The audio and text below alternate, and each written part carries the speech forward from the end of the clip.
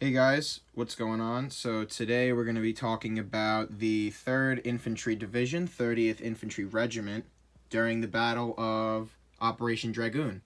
So the point of Operation Dragoon was pretty much to capture vital points and ports that would help bring in men and material into the Cotentin Peninsula. So on August 15th, 1944, they landed at St Tropez in France, in southern France, and the whole point, like I said, was to take two major ports, Marseille and Toulon. Those two ports were not the only ones taken, but these were the ones taken by the 3rd Infantry Division, with obvious assistance from the 45th and 36th Infantry Division, as well as Free French Forces and French Army. So, basically, once they had captured Normandy, they realized that this was too small of a port to bring in all the men and material that they needed. So they basically went elsewhere to find more ground to keep bringing in troops and supplies. So, like I said, on August 15th, they landed under the command of Major General Truscott. Everybody's somewhat familiar with losing Truscott. And the battle pretty much ends once they reach the Vosges Mountains. These mountains, if you've read anything about them, would be a very furious, very personal, intimate fight, and it was very difficult. So you could see why it ended there. And let's get into the equipment and uniforms. So as you guys probably saw from the overhead, there's not a whole lot to talk about with the uniforms and stuff. So they landed in August, which in France is relatively hot, and you'll see a lot of guys stripped down to just wools or just, wool trousers and wool shirts. So the M41 jacket you'll see either slumped over the backs of their belts or maybe packed up in a pack, you don't know. It's kind of hard to tell from footage and photographs, but I do see guys with these slumped over the backs of their cartridge belts. So, like I said, standard M41 jacket. Not a whole lot to talk about, just a cotton jacket with a wool lining. Next we have the wool pants, which are standard enlisted men's wool pants, and a standard enlisted men's wool shirt. As well as a set of double buckle or M43 combat boots. Standard, normal stuff. And as we move down, I just want to talk about one last piece of the uniform is this. You don't get to see or use these very much, but during the Dragoon operations, a lot of guys you'll see had invasion flags. These were to identify them as American, obviously, and pretty much were torn off at the first chance they got. So these didn't last very long, as well as in any campaign. They don't really last very long. A lot of guys take them off. They're a very big eyesore and potentially could get you caught. So we'll move on now to equipment.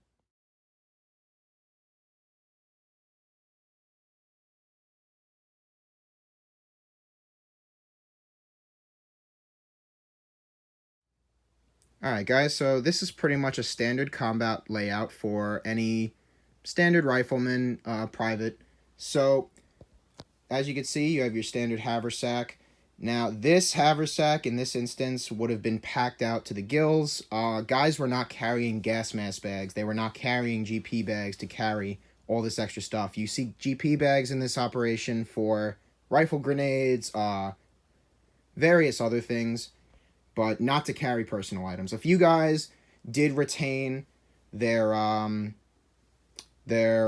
rubberized gas mask bags just to carry a few things, but you do see those disappear as well. So pretty much what you see here is pretty much all that was carried. So as I said, standard 1928 haversack, your cartridge belt, a first aid pouch with the first aid tin and sulfa powder. You had a M43 shovel and cover, a canteen with a cup and a cover, and this very odd piece of gear that's often overlooked. This is a grenade pouch. Why guys had these, I'm not too sure. I don't really have a whole lot of documentation on why they were given them, but they were wearing them for the invasion. So this pretty much holds 3 grenades. It has a leg strap here to tie around your leg, like a little bit of a lanyard or something. Most guys cut them off or left them, or it's up to personal debate. and pretty much was meant to carry a standard Mark II hand grenade.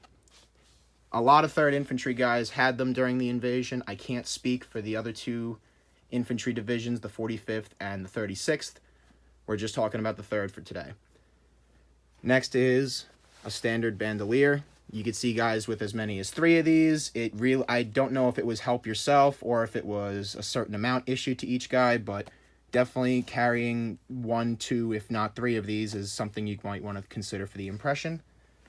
And if you might notice, the bayonet is kind of sitting by itself. Now, this probably sat on the haversack or the belt, depending on what kind of person you were. But if you notice, this is a pretty overloaded belt compared to what you normally see.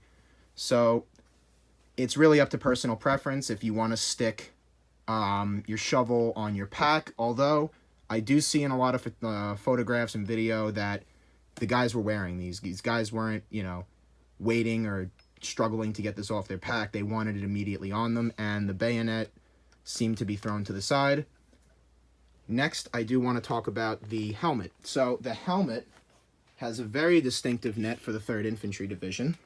This is kind of difficult to find. It's a Canadian vehicle net that was cut down before the invasion and pretty much used as a helmet net from there all the way until they first stepped into Germany.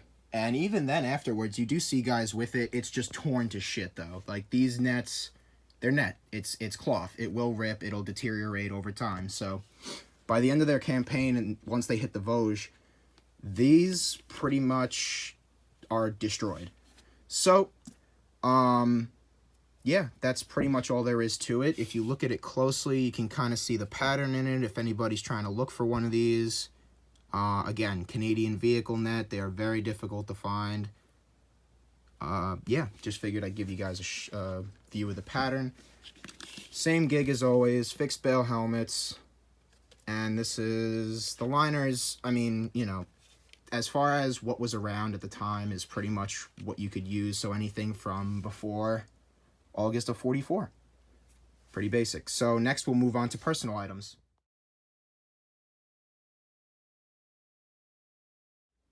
Okay guys, so now we'll go into the personal items.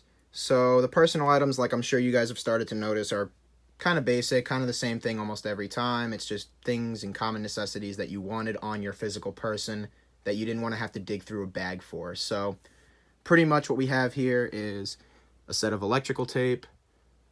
We have processed American cheese from a K ration, a normal can. We have a U.S. Army D ration.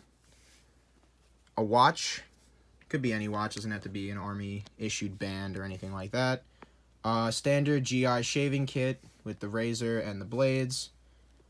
The toothbrush, shaving brush, a pack of playing cards, which I know I've said this before, but it's a smaller version. These are I'm almost sure these are a kid's pack or something like that, but they're small and something you could easily keep on you. We have a tobacco pouch, which I used to have an original one of these, and I've since kind of put it away just because if you notice that sound is vinyl, this is like a vinyl material, these dry out and they tend to crack. So every time I folded it, it cracked across the seam, and now I just kind of leave it be and keep it in my collection. I just wanted to bring out a version that would actually, look decent and give you the interpretation. So, wallet. Pretty standard wallet in all my videos. And a prayer book. We have some mail.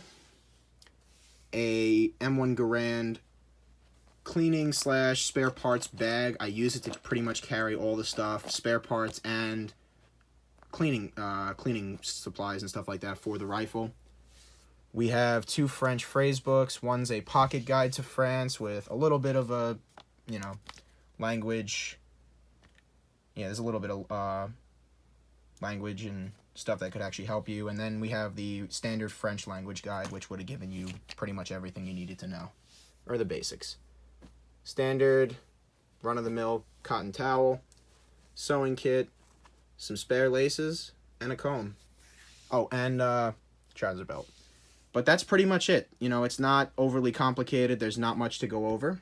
And that's pretty much the impression. So Again, like I said, the battle pretty much stopped once they hit the Vosges Mountains, and from there on out, it was a very tough fight. So the next video I'll probably end up doing is on that specific impression, just because it leads up to that battle. And I hope you guys enjoyed the video, and stay tuned for the next one.